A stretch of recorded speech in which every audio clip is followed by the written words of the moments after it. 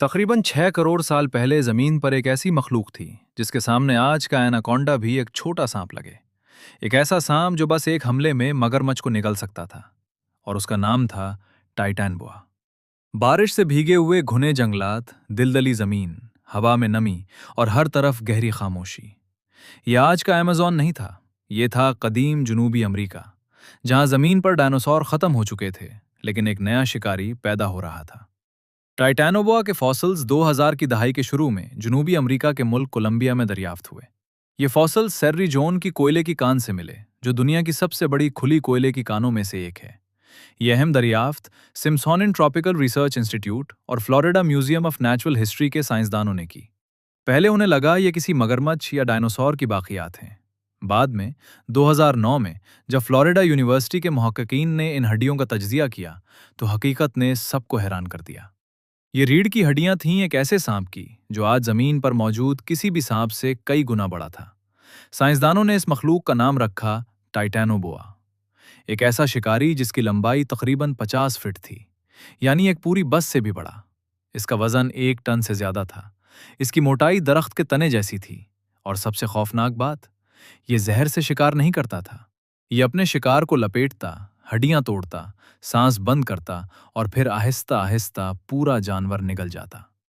तहकीक से मालूम हुआ कि टाइटैनोबोआ तकरीबन 60 मिलियन साल पहले जिंदा था।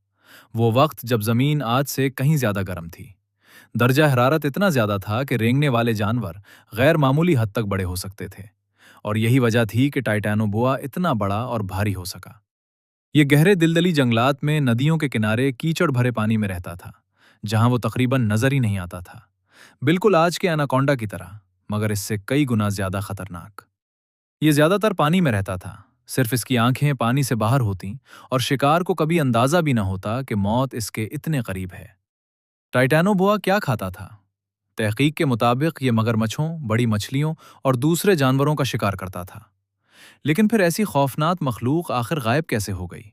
इसका जवाब छुपा है जमीन के बदलते मौसम में।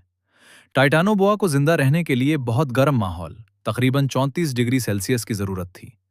जब जमीन का दर्जा हरारत कम हुआ, तो ये इतने बड़े सांपों के लिए नाकाबिले रिहाइश बन गया।